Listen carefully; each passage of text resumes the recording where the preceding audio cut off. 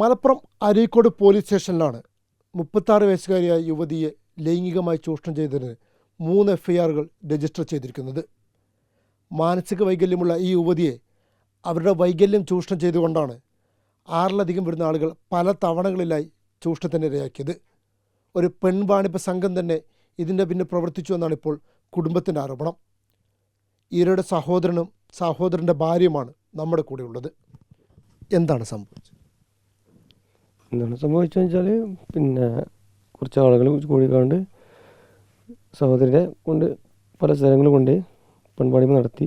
അതിൽ നമ്മളെ അയൽവാസിയായ ഒരു വ്യക്തി ഇവനാണ് ഇതിൻ്റെ മുഖ്യ ധാരണക്കാരൻ.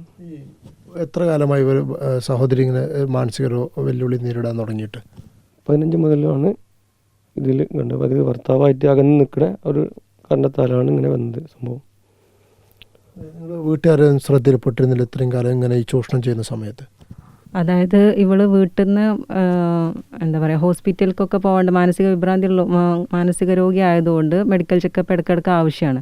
അപ്പോൾ ഈ ഒരു കാരണത്തിന് അവൾ ഹോസ്പിറ്റലിൽ പോകാറുണ്ട്. ചിലപ്പോൾ നമ്മൾ കൂടെ പോകാൻ വേണ്ടി ആവശ്യപ്പെടും. പിന്നെ ഇപ്പോൾ മാനസിക രോഗിയാകുമ്പോൾ നമുക്ക് ഒരു പരിധിക്കപ്പുറം അവരെ ഫോളോ ചെയ്യാൻ വേണ്ടിയിട്ട് ബുദ്ധിമുട്ടാണ്. കാരണം അവർ പല സമയത്തും പല അവസ്ഥയിലാവും. അപ്പോൾ നമുക്ക് കൂടെ പോരണ്ടെന്ന് പറയുമ്പോൾ കൂടെ പിന്നാലെ ചെന്ന് പോകാന്നുള്ളത് പല സമയത്ത് ബുദ്ധിമുട്ടാണ്. അപ്പോൾ ഇങ്ങനെ പോകുന്നുണ്ട് എന്നുള്ളൊരു ന്യൂസ് കിട്ടിയപ്പോഴും നമുക്ക് പരസ്യമായിട്ട് അവരോട് ചോദിച്ചു കഴിഞ്ഞാൽ മാനസിക രോഗിയാണ്, അവർ ഭയങ്കരമായിട്ട് വയലൻ്റ് ആവും, വീട്ടിലുള്ളവരെ ആക്രമിക്കുകയൊക്കെ ചെയ്യും. അപ്പോൾ നമുക്ക് അവരോട് ഈ കാര്യത്തിൽ ചോദ്യം ചെയ്യുക എന്നുള്ളത് ഭയങ്കര ബുദ്ധിമുട്ടാണ്, അല്ലെങ്കിൽ എതിർക്കുക എന്നുള്ളത്. അവർ പറയണത് നമ്മൾ അതേപോലെ സ്വീകരിക്കുകയാണെങ്കിൽ നമുക്ക് ഒരു പ്രശ്നവുമില്ല. എങ്ങനെയാണ് ഇത് നിങ്ങൾ മനസ്സിലാക്കുന്നത്? ഇത്തരത്തിൽ ഇങ്ങനെ ചൂഷണം ചെയ്തിരുന്നു എന്നുള്ള കാര്യത്തിൽ ഒരുപാട് ആളുകൾ ഉപദ്രവിച്ചിരുന്നു എന്നുള്ള കാര്യം നിങ്ങൾ എങ്ങനെയാണ് മനസ്സിലാക്കുന്നത്? ഒരു 10-11 മാസം മുന്നേ ഈ പറഞ്ഞ ഇതിലുള്ള മുഖ്യപ്രതി ഞങ്ങളെ അയൽവാസികളോട്, തൊട്ട അയൽവക്കത്തെ വീട്ടിൽ നിന്ന് ഇങ്ങനെ പറഞ്ഞു, ഞാൻ ഇങ്ങനെ ഇവളങ്ങനെ ഇങ്ങനെ ആളുകൾക്ക് ഏൽപ്പിച്ചു കൊടുക്കലുണ്ട് എന്നുള്ളൊരു വാക്ക് അയാൾ പറഞ്ഞു. അബദ്ധത്തിൽ പുറത്തു വന്നതാണോ അയാളിൽ നിന്ന്? അബദ്ധത്തിൽ പുറത്തു പറഞ്ഞതാണോ, അതിഞ്ഞ് അവർ തമ്മിലുള്ള ആ ഒരു സൗഹൃദത്തിന് അതിൽ, അല്ലെങ്കിൽ അതെവിടെ എത്തൂല, അല്ലെങ്കിൽ ഇതൊരു പ്രശ്നം ഉണ്ടാവില്ല. കാരണം ഇവള് മാനസിക രോഗിയാണല്ലോ. ഇവള് മാനസിക രോഗിയാണെന്നും ഇവരെ എതിർക്കാൻ ഞങ്ങൾക്ക് ഫാമിലിക്ക് ബുദ്ധിമുട്ടാണ് എന്നുള്ളത് നന്നായിട്ട് അറിയുന്ന ഒരാളാണ് ഈ മുഖ്യപ്രതി എന്ന് പറയുന്നത്. അപ്പോൾ ഇത് അറിഞ്ഞാൽ പോലും ഞങ്ങൾക്ക് ഇതിൽ ഇടപെടാൻ ബുദ്ധിമുട്ടാന്നുള്ള കാര്യം അവന് നന്നായിട്ട് അറിയാം. അപ്പോൾ അങ്ങനെ ഇയാൾ പറഞ്ഞപ്പോഴാണ് ഞങ്ങൾ ഈ കാര്യം അറിയണത്. ഇങ്ങനെ ഇവള് പോവുന്നത് പലപ്പോഴും ഈ ഒരു കാര്യത്തിനാണ് ഞങ്ങൾ അപ്പോഴാണ് അറിയണത്. അപ്പോൾ അവരറിഞ്ഞ സമയത്ത് തന്നെ ഞങ്ങളെ മുന്നിൽ 2 ഓപ്ഷൻ ഉണ്ടായിരുന്നുള്ളൂ. ഞങ്ങളെ നാട്ടിലെ മെമ്പറെ വിളിച്ച് കാര്യം പറഞ്ഞു, ഇയാൾ ഇങ്ങനെയാണ് കൊണ്ടുപോകുന്നത്, നമ്മളിപ്പോൾ എന്താ ചെയ്യുക? കാരണം അവളോട് നേരിട്ട് ചോദിച്ചാൽ അത് പ്രശ്നമാണ്, വീട്ടിൽ അക്രമം ഉണ്ടാവും, കുട്ടികളും സ്ത്രീകളൊക്കെ ഉള്ളതാണ്, ബുദ്ധിമുട്ടാണ്, ഞങ്ങൾ 3 വീട്ടുകാർക്ക് ഭീഷണിയാണ്. പിന്നെ അപ്പോൾ മെമ്പർ അന്വേഷിക്കാമെന്ന് പറഞ്ഞു. അത് കഴിഞ്ഞ് ഞങ്ങൾ അരീക്കോട് സ്റ്റേഷനിൽ അറിവിലുള്ള ഒരു പരിചയത്തിലുള്ള ഒരു പോലീസുകാരുണ്ട്, മൂപ്പരോട് ഈ കാര്യം പറഞ്ഞു. അപ്പോഴും പിന്നീട് ഞങ്ങൾക്ക് കിട്ടിയ ഇതിൻ്റെ പിന്നാലെ അവർ ഞങ്ങളോട് പറഞ്ഞത്, സ്വമേധയാ ഒരു പെൺകുട്ടി ഇങ്ങനത്തെ കാര്യത്തിന് തയ്യാറാവുകയാണെങ്കിൽ അത് ഇപ്പോഴത്തെ കാലത്ത് അത് കുഴപ്പമില്ല, അങ്ങനെയാണ് നിയമത്തിൽ അതിൽ വലിയൊരു എതിർപ്പില്ല എന്നാണ്. അപ്പോൾ ഞങ്ങളെ മനസ്സിലുണ്ട് ഈ പോക്കിന് നമ്മളെങ്ങനെ ഇതാക്കും? കാരണം ഇവളെ നമുക്ക് തിരുത്താൻ പറ്റണില്ല. കാരണം ഈ പ്രതിസ്ഥാനത്തുള്ള ആളുകൾ നമുക്കെതിരെ പ്രവർത്തിക്കാനാണ്, അല്ലെങ്കിൽ ഇങ്ങനെ ഒരങ്ങനെ ചെയ്യുക, ഭീഷണി മുഴക്കുക എന്നൊക്കെയാണ് ഇവർ പറഞ്ഞു കൊടുക്കുന്നത്. സ്വയം ഇഷ്ടപ്രകാരം ഇങ്ങനെ പോയതാണോ ഇതിന് ഈ പറയുന്നത് പോലെ? ഇവർ വിളിക്കുമ്പോൾ ഇവർ പോവുകയാണ്. ഇവർ വിളിക്കുന്ന സമയത്ത് ഇവർ പോകും. പക്ഷെ ഞങ്ങളോട് പറയൽ ഞാൻ ഡോക്ടറെ അടുത്തേക്കാണ്, അല്ലെങ്കിൽ വക്കീലിൻ്റെ അടുത്തേക്കാണ്, അല്ലെങ്കിൽ കോടതിയിൽ ഒപ്പിടാണ്ട്. കാരണം ഇങ്ങനെ ആവശ്യത്തിന് അവൾക്ക് പോവാറുണ്ട്. പക്ഷെ രോഗത്തെ ചൂഷണം ചെയ്തതാണ്. യെസ്, അതായത് ഈ പ്രതികൾക്കറിയാം, ഈ മെയിൻ പ്രതികൾക്കറിയാം ഇവള് മാനസിക രോഗിയാണെന്നും ഈ മാനസിക രോഗത്താൽ ഇവള് ഇങ്ങനെ പോണത് വീട്ടുകാരായ ഞങ്ങൾക്ക് എതിർക്കാൻ പറ്റൂല. എതിർത്ത് കഴിഞ്ഞാൽ വീട്ടിൽ ഭയങ്കരമായിട്ട് അടി ഉണ്ടാവും. കാരണം ഇവർ വയലൻ്റ് ആകും. അപ്പോൾ അതിൻ്റെ പ്രശ്നം ആർക്കാം? ഞങ്ങൾ ഫാമിലിക്ക്. അപ്പോൾ ഇത് നന്നായിട്ട് അറിയുന്ന ആളുകളാണ്. കാരണം വീട്ടിലുണ്ടാവണ ഒച്ചപ്പാടൊക്കെ നന്നായിട്ട് കേൾക്കാൻ പറ്റുന്ന ഒരു അകലത്തിൽ തന്നെയാണ് ഈ പ്രതിൻ്റെ വീട് കിടക്കുന്നത്. അപ്പോൾ ആൾക്കറിയാം ഇവരെ മാനസിക രോഗം കാരണം ഞങ്ങൾക്കൊന്നും ചോദിക്കാൻ പറ്റൂല, അത് അമർത്താൻ പറ്റൂല, അത് അവസാനിപ്പിക്കാൻ പറ്റൂല എന്ന് ആൾക്കാർ നന്നായിട്ട് അറിയാം. ഇവരെ കൊണ്ടുപോയി പല ആളുകൾക്കും വിൽപ്പന നടത്തുന്ന സാഹചര്യം ഉണ്ട്. പല ആൾക്കാർക്കും കൊണ്ടുപോയിട്ട് കാഴ്ച വെച്ചിട്ടുണ്ടാണ് പല സ്ഥലങ്ങളിലായിട്ട്. അതിൽ ആൾക്കാരൊക്കെ നമ്മുടെ നാട്ടിലെ ആൾക്കാരും, അതായത് നമ്മളെ കുടുംബത്തിൽപ്പെട്ട ആൾക്കാരുമാണ്. അതാണ് നമുക്ക് വല്ലാതെ വിഷമം ഉണ്ടായത്. എവിടെയൊക്കെ കൊണ്ടുപോയിട്ടാണ് ഇത്തരത്തിലുള്ള ഉപദ്രവമുണ്ട്? എവിടെയൊക്കെ കൊണ്ടുപോയി എന്നുള്ളത് എനിക്ക് ശരിക്കും അറിയില്ല. പക്ഷേ ഈ ഒരു കിണറ്റ് ചാടിയതിന് ശേഷം അങ്ങനെയാണ് പെട്ടെന്ന് ഒരു ദിവസം അങ്ങനെ മാനസിക വിഭ്രാന്തി മൂത്തിട്ട്, അല്ലാതെ ഇവൾ വീട്ടിൽ നോർമലി നിൽക്കുകയാണെങ്കിൽ ഇവളെ മെഡിസിനൊക്കെ സമയത്തിനെടുത്ത് കഴിക്കും, ഒരു കുഴപ്പവും ഉണ്ടാവില്ല. ഇങ്ങനെ എന്തെങ്കിലുമൊക്കെ സാഹചര്യം ഉണ്ടാകുന്ന സമയത്താണ് ഇവളെ മെഡിസിന് മുടക്കും. സ്വാഭാവികമായിട്ടും അവൾ പിന്നെ വിഭ്രാന്തി കാണിക്കും, വീട്ടുകാരെ എതിർക്കും, ഇങ്ങനെയൊക്കെ ആവണത്. അങ്ങനെ ഒരു സമയത്താണ് ഇവൾ ഭയങ്കരമായിട്ട് മാനസിക വിഭ്രാന്തി മൂത്തിട്ട് വീട്ടിൽ അതിക്രമം കാണിക്കുകയും അങ്ങനെ കിണറ്റ് ചാടിയൊക്കെ ചെയ്യുന്ന സാഹചര്യം ഉണ്ടായത്. അപ്പോൾ ഈ ഒരു സമയത്ത് എല്ലാവരും അറിഞ്ഞ് ആ ഒരു സമയത്ത് ഞങ്ങളെ ഫാമിലിയിലുള്ള ഒരാൾ തന്നെ പറഞ്ഞു, എന്തായാലും ഇതിൻ്റെ പിന്നിലുള്ള എല്ലാ ആളുകളെയും പിടിക്കണം. കാരണം അവരെ വീട്ടിൽ നിന്നാണ് ഇത് പറഞ്ഞത്, ഈ ആൾ അന്ന് പറഞ്ഞത് അങ്ങനെയായിരുന്നു. അപ്പോൾ ഞങ്ങളെ ഫാമിലിയിലത്തെ ആ ആൾ മുൻകൈ എടുത്തിട്ടാണ് ഇവനെ ചോദ്യം ചെയ്തപ്പോൾ ഇവൻ തന്നെയാണ് ഇയാളോട് പറഞ്ഞത്, ഞാൻ അങ്ങനെ കൊണ്ടുപോകലുണ്ട്, ഈ പറഞ്ഞ ആളുകളൊക്കെ ഇതിലുള്ളതാണ്, ഇന്ന സ്ഥലത്തൊക്കെ കൊണ്ടുപോയിട്ടുണ്ടെന്ന് ഇവനോട് സമ്മതിച്ചതാണ്. പക്ഷേ ഈ പറഞ്ഞ് സമ്മതിച്ച ആളും ചോദ്യം ചെയ്ത ആളൊന്നും ഇപ്പം ഞങ്ങളെ കൂടെ ഈ ഒരു ഇതിനില്ല എന്ന് മാത്രം.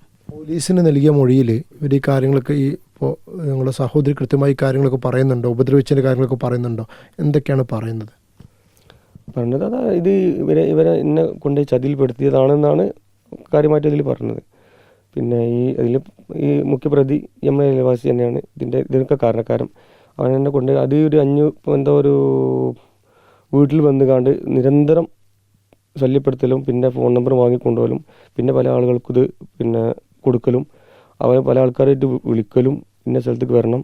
പിന്നെ ഇപ്പോൾ നമ്മളെ അടുത്ത പ്രദേശമായിട്ടിൽ പിന്നെ ഒരു പ്രതി 3ാം പഠിക്കലാണ്, തൃപ്പനിച്ചി 3ാം പഠിക്കുന്നതാണ് ഒരാൾ കൊണ്ടുപോയത്. പിന്നെ മഞ്ചേരി കച്ചേരി പഠിക്കുന്നതാണ് ഈ വിപിൻ എന്ന ഒരാൾ കൊണ്ടുപോയത്. പിന്നെ അങ്ങനെ പല കാര്യങ്ങളും പല സ്ഥലങ്ങളിലായിട്ട് കൊണ്ടുപോയി ഇവർ ചെയ്തതെന്നാണ് ഇവരെന്നെ സംബന്ധിച്ച ഒരു വിഷയമാണ്. ഈ ഒരു കാരണം വെച്ച് ഞങ്ങൾ ഇതിലൊക്കെ പെട്ടുപോയിന്ന് പറഞ്ഞിട്ട് നമ്മുടെ വീട്ടിൽ വന്നുകാണ്ട് മാപ്പ് അപേക്ഷിച്ചു. നിങ്ങൾക്ക് മാപ്പില്ല, കാരണം ഞങ്ങൾക്ക് അത്രയും വളരെ വേദനയാണ്. നമ്മൾ കുടുംബത്തിൽപ്പെട്ട ഈ ആൾക്കാർ ഇതുപോലത്തെ ചെയ്യുന്നതും ഈ ഇത്രയും സുഖമില്ലാത്തൊരു പെണ്ണിനെ ഉപദ്രവിച്ചതിൽ കുടുംബത്തിൽപ്പെട്ട ആളുകളും ഉണ്ടല്ലേ? ഉണ്ട്. വളരെ അതായത് നമ്മുടെ കുടുംബത്തിൽപ്പെട്ട ആളുകളും ഇതിലുണ്ട്, പ്രതികളായിട്ടുണ്ട്. ഈ പ്രധാന പ്രതി എന്ന് പറയുന്ന ആൾ ഇവരെ പണത്തിന് വേണ്ടി തന്നെ ഇവരെ വിൽക്കുന്ന അവസ്ഥ ഉണ്ടായിട്ടുണ്ട്. ഉണ്ട്. തീർച്ചയായിട്ടും ഇവനാണ് ഇതിൻ്റെ മുഖ്യ പ്രതി. അതിൽ പല ആളുകൾക്കും കൊണ്ട് ഇങ്ങനെ ക്യാഷ് പല രൂപത്തിൽ ഉണ്ടാക്കിയിട്ടുണ്ട്. ചെറിയ പൈസ കൊടുത്തിട്ട് ഇവരെ വിടും. അങ്ങനെ അത് പല ഭീഷണികളും നടത്തിയിട്ടുണ്ട് പോലെ.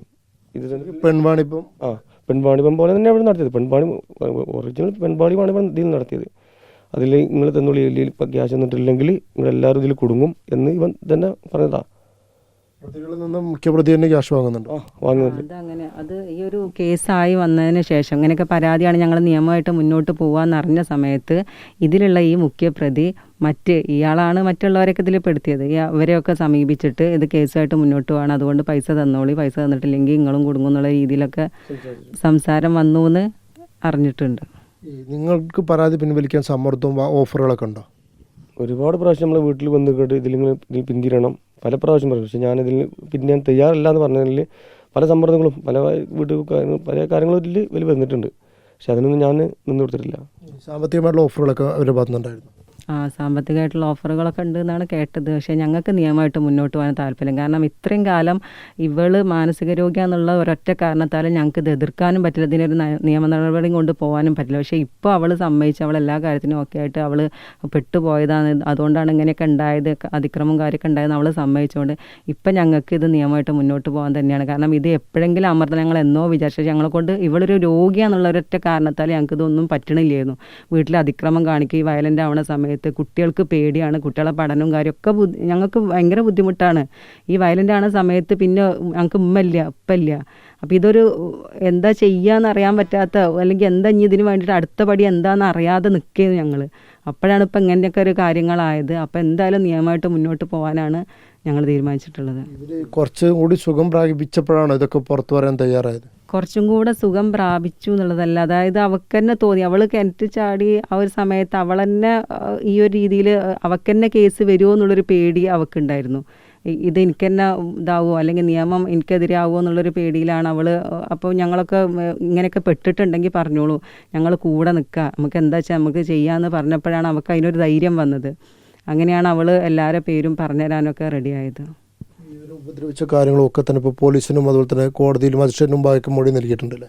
മൊഴി നൽകിയിട്ടുണ്ട്. അതായത് മൊഴി നൽകിയിട്ടുണ്ട്, FIR ഇട്ടതാണ്, മെഡിക്കൽ ചെക്കപ്പ് കഴിഞ്ഞതാണ്, മജിസ്ട്രേറ്റിന് മുന്നിൽ ഹാജരായതാണ്, എല്ലാ കാര്യങ്ങളും എല്ലാ ഫോർമാലിറ്റീസും കഴിഞ്ഞതാണ്. അങ്ങനത്തെ അതിലൊക്കെ എല്ലാ കാര്യങ്ങളും കൃത്യമായി തന്നെ ഇവർ പറയുന്നുണ്ട്. ഓരോ സംഭവം എവിടെയൊക്കെ വെച്ച് സംഭവിച്ചു, എങ്ങനെയൊക്കെ ആരൊക്കെ ഉപദ്രവിച്ചു എന്നുള്ള പേരുകളും കാര്യങ്ങളൊക്കെ പറയുന്നുണ്ട്. അതിനവർക്ക് ബുദ്ധിമുട്ടൊന്നും ഇല്ല, എല്ലാ കാര്യങ്ങളും പറഞ്ഞതാണ്. ഇപ്പം അവളെ മനസ്സിൽ എത്തിയും പെട്ടെന്ന് പ്രതികളെ പിടിക്കണം, ഇങ്ങനെയൊക്കെ ഈ ഒരു ചതിയിൽ പെട്ടതുകൊണ്ടാണ് ഇങ്ങനെയൊക്കെ സംഭവിച്ചു പോയതെന്നാണ് ഇപ്പോൾ അവൾ പറയണത്. ഇതിൽ ഇവർ ഒരാളെ സുഹൃത്തെന്ന് നടിച്ച് സ്വർണവും പണവും കവരുന്നൊരു സാഹചര്യം ഉണ്ട്. വിനിൽകുമാറിന് ഒരു 15ഓളം പവൻ സ്വർണം അവൻ കൈക്കലാക്കിയിട്ടുണ്ട്. പല സമയങ്ങളിലായിട്ട് പല ദിവസങ്ങളിലായിട്ട് അത് കൈക്കലാക്കിയിട്ടുണ്ടെന്ന് അവരെ പറഞ്ഞതാണ്. 15 പവൻ സ്വർണം, 15ഓളം പറയുന്ന സ്വർണം അത് 20 പവനായിട്ട് എനിക്ക് തിരിച്ചു തരുന്നു വരെ ഈ ആൾ സമ്മതിച്ചിട്ടാണ്. അവർ നിങ്ങൾ പിന്നീട് ബന്ധപ്പെട്ടിരുന്നു സ്വർണം ലഭിക്കുന്നതിന് വേണ്ടിയിട്ട് നിങ്ങൾക്ക് എന്തെങ്കിലും അന്വേഷണം നടത്തിയിരുന്നു? ഞങ്ങൾ അന്വേഷണം നടത്തിയ ശേഷം നമുക്ക് കാര്യമായിട്ടൊന്നും ചെയ്യാൻ പറ്റിയിട്ടില്ല. പക്ഷേ ഇവർ ഇപ്പോഴും പിന്നെ ഈ കിണറ്റിൽ ചാടിയതിന് ശേഷം ഇയാൾ പല കാര്യങ്ങളും ഈ ഫോൺ വിളികളും ചാറ്റിങ്ങുകളും ഒക്കെ നടത്തിയിട്ടുണ്ട്. ഇത് ഒത്തുതീർപ്പാക്കാൻ അല്ല, കൂടെ നിൽക്കുന്നത് ചെറിയ സഹോദരിയാണ്. അപ്പോൾ അവളെ ഫോണിക്ക് വിളിച്ചിട്ട് ഭീഷണിപ്പെടുത്തിയിട്ടുണ്ട്. അപ്പോൾ പിന്നെ ഇവളുമായിട്ട് കുടുംബത്തിന് നിരന്തരം ഭീഷണി വരുന്നുണ്ട് പ്രതികളുടെ ഭാഗത്തുനിന്ന്. ഉണ്ട്. ഇയാൾ പിന്നെ ഫോണിലാണ്. അപ്പം ചെറിയ സഹോദരിക്ക് വിളിച്ചിട്ട് അവളോട് ഇങ്ങനത്തെ കാര്യങ്ങളൊക്കെ പറയും. പക്ഷേ ഇയാൾക്കറിയില്ല ഞങ്ങൾ നിയമമായിട്ട് മുന്നോട്ട് പോകുന്നുള്ള കാര്യം ഇയാൾക്കറിയില്ല. ഇയാൾ അവളുമായിട്ട് സൗഹൃദം പറയിച്ചു. ഇപ്പോഴും അവൾക്കറിയാം, കുറച്ച് മുന്നേ വരെ അവൾക്കറിയില്ല ഇയാൾ ഇവളെ പറ്റി. കാരണം ഇവൾ മാനസിക വിഭ്രാന്തി ഉള്ള ഒരാളാണ്, മെൻ്റലി ഡിസേബിൾ ആണ്. അപ്പം അങ്ങനത്തെ ഒരു എപ്പോഴും ട്രാപ്പിൽ പെടാൻ എളുപ്പമാണല്ലോ. അപ്പോൾ ഇയാൾ ഓരോരോ കാര്യം പറഞ്ഞിട്ട് ഇപ്പോൾ ഈ 15 പവൻ വാങ്ങിയത് തന്നെ പേരിൽ വണ്ടി വാങ്ങിച്ചിട്ടിട്ടുണ്ട്, നിൻ്റെ പേരിൽ വണ്ടി വാങ്ങിയിട്ടുണ്ട്. അപ്പോൾ അവളത് വിശ്വസിക്കും സ്വാഭാവികമായിട്ടും. അവളെ അവസ്ഥ അതാണ്. പിന്നെ സ്നേഹം നടിച്ചിട്ടാണ് അങ്ങനെ ചെയ്യാന്നൊക്കെ പറയുമ്പോൾ അവൾ വിശ്വസിച്ച് പോവാണ്. അവിശ്വസിക്കാനൊരു കാരണം അവൾക്കില്ല. ഇവിടെ എവിടെയൊക്കെ കൊണ്ടുപോയിട്ടാണ് ഉപദ്രവിച്ചത് എന്നുള്ള കാര്യങ്ങളൊക്കെ നിങ്ങളുടെ അടുത്ത് പറഞ്ഞോ? നിങ്ങൾക്ക് ആ കാര്യങ്ങളെക്കുറിച്ചൊക്കെ ഉള്ള വിവരം കൃത്യമായി ഇവർ സഹോദരൻ്റെ ഭാഗത്തുനിന്ന് കിട്ടിയോ? അവളെല്ലാം പറഞ്ഞിട്ടുണ്ട്. ഇപ്പോൾ എന്തൊക്കെ വിവരങ്ങളാണ് അവർ പറഞ്ഞത്? അതിൽ പിന്നെ ഇവിടെ ഈ മൂന്നാംപടിക്കിൽ നിന്ന് കൊണ്ടുപോയി വെള്ളാമ്പ്രം അവിടെ നിന്നാണ് ഒരു ലോഡ്ജിൽ വെച്ചിട്ടാണ് സംഗതി ഇതാക്കിയതെന്നൊക്കെ പറഞ്ഞത്. അവിടെ വെച്ച് 4 പേര് ഉപദ്രവിച്ചു. അല്ല, ഈ മൂന്നാംപടിക്കിൽ നിന്ന് ഒരാൾ കാറിൽ കയറ്റിയാണ്ട് മഞ്ചേരി വായി കൂടെ വന്നിട്ട് വെള്ളാമ്പ്രത്തെത്തിയിട്ട് എന്നാണ് ലോഡ്ജിൽ കൊണ്ടുപോയി എന്നാണ് പറഞ്ഞത്. പിന്നെ അതുപോലെ കീശ്ശേരി ഭാഗത്ത് കൊണ്ടുപോയിട്ടുണ്ട്. അതവിടെ ഒരു തോഫീക്ക് ജ്വല്ലറി എൻ്റെ അവിടെ ഒരു ലോഡ്ജിലാണ്. അതൊക്കെ കണ്ടാൽ അറിയുന്ന. പിന്നെ വയനാട്ടിലേക്കാണ് കൊണ്ടുപോയത്. പിന്നെ മഞ്ചേരി ഭാഗത്ത് ഏതൊരു അരീക്കോട് ഭാഗത്തിൽ വെച്ചിട്ടൊരു സ്ഥലം പറഞ്ഞു. അതും കണ്ടാലറിയും. ഏതൊരു സ്കൂളിൻ്റെ അവരൊക്കെ പറഞ്ഞു.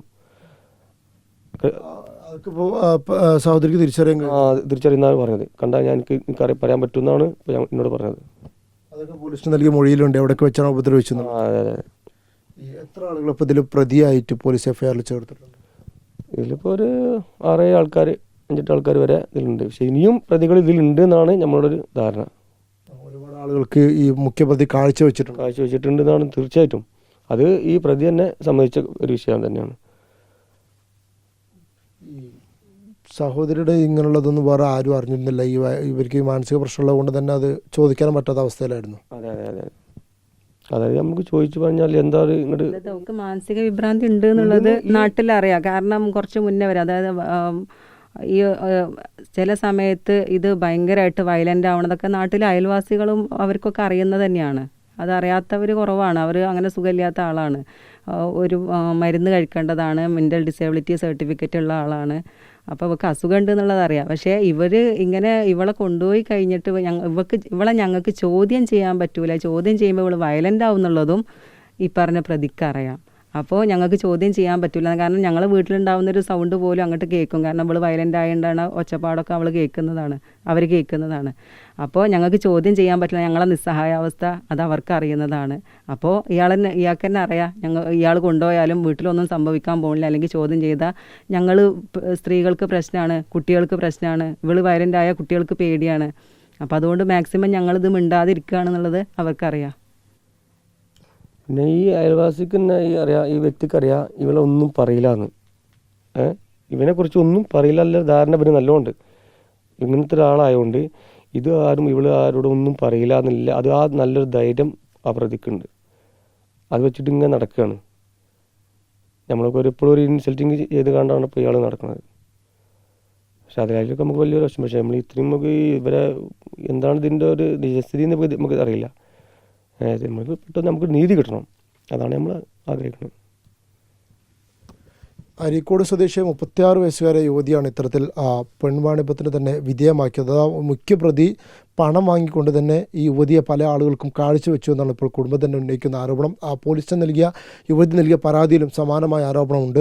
നിരവധി ആളുകളെ പ്രദേശത്തെ യുവതിയുമായി അകന്ന ബന്ധമുള്ള ആളുകളും അയൽവാസികളും അടക്കം നിരവധി പേർ ചേർന്നുകൊണ്ട് തന്നെ ലൈംഗികമായി ചൂഷണം ചെയ്തു എന്നും ഈ പോലീസിന് നൽകിയ എഫ്ഐആറിലും അല്ലെങ്കിൽ അതിലെ മൊഴിയിലും മജിസ്ട്രേറ്റിന് നൽകിയ മൊഴിയിലുമൊക്കെ തന്നെ ഈ യുവതി ആരോപിക്കുകയും ചെയ്യുന്നുണ്ട്. അത്തരത്തിലുള്ള പരാതിയാണ് ഇപ്പോൾ പോലീസ് അന്വേഷിക്കുന്നത്. കൊണ്ടോട്ടി ഡിവൈഎസ്പിയുടെ നേതൃത്വത്തിലുള്ള പ്രത്യേക അന്വേഷണ സംഘം ഈ കേസ് ഇപ്പോൾ അന്വേഷിച്ചു വരികയാണ്. ആ ഘട്ടത്തിലാണ് ഇപ്പോൾ ഇത്തരത്തിൽ കുടുംബം തന്നെ കാര്യങ്ങൾ വെളിപ്പെടുത്തുന്നത്.